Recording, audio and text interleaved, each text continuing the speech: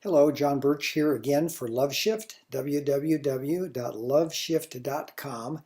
And tonight I'd like to make a brief video about what I consider to be the odds of us as a collective species being able to survive.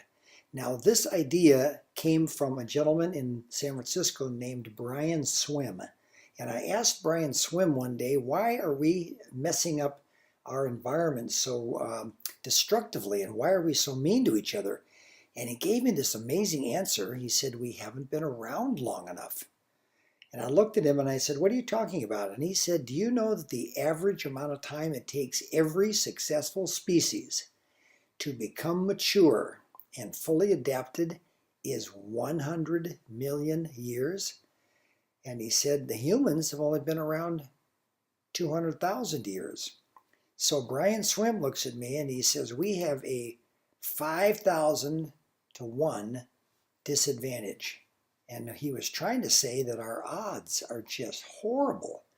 So I tried to get my mind around that 5,000 to 1. We just haven't been around long enough. So I began to imagine a journey. And here it is, we have this tremendous long journey and we still have 99.9% of it to go. And I asked myself, I wonder what 5,000 miles looks like on our planet.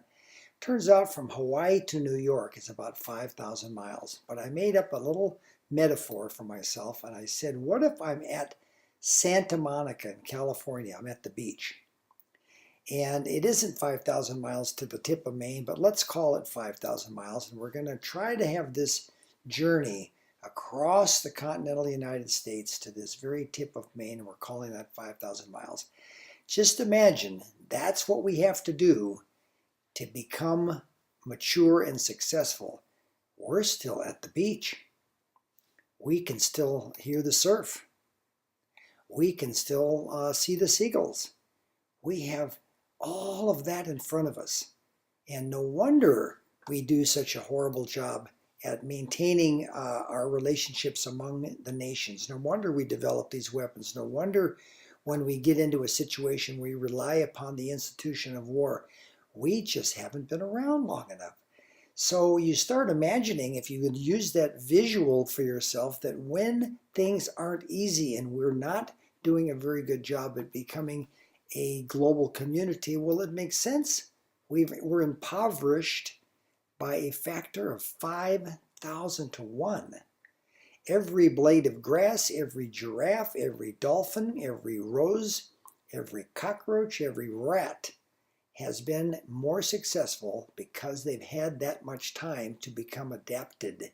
We're just not going to have a good chance if we don't do something radically different. That's why we say radical new thinking for a changing world. So how could we imagine, if I'm right about that and Brian Swim is right about that, how can we proceed? And one of the answers to that is that we need to become very interested in emerging a new worldview.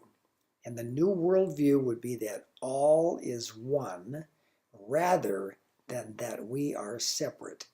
When you work from the paradigm that all is one, everything changes. Now on this website you'll find a lot of videos. Some of them are very inspirational, like this one here from Eva Cassidy.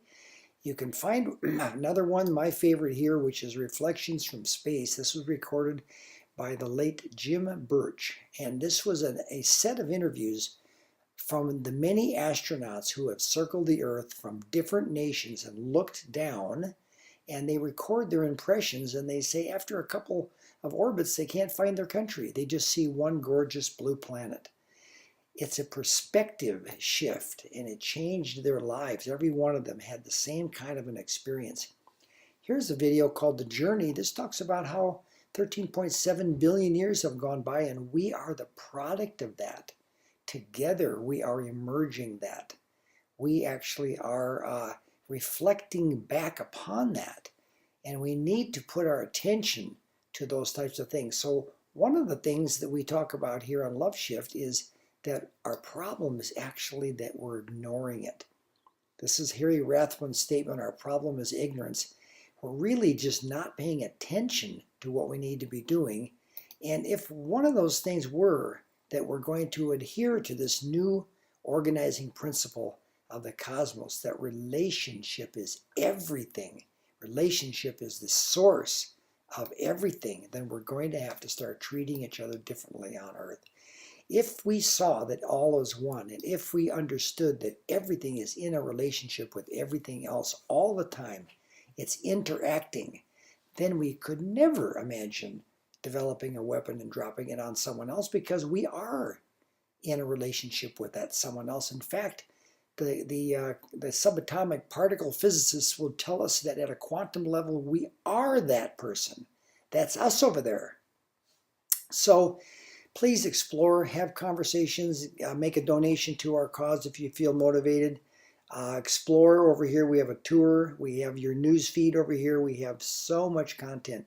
Engage in this content. Have conversations with people that you feel are like-minded. Leave comments down here in the comment area and help us emerge a culture that works for the benefit of all life. Thank you.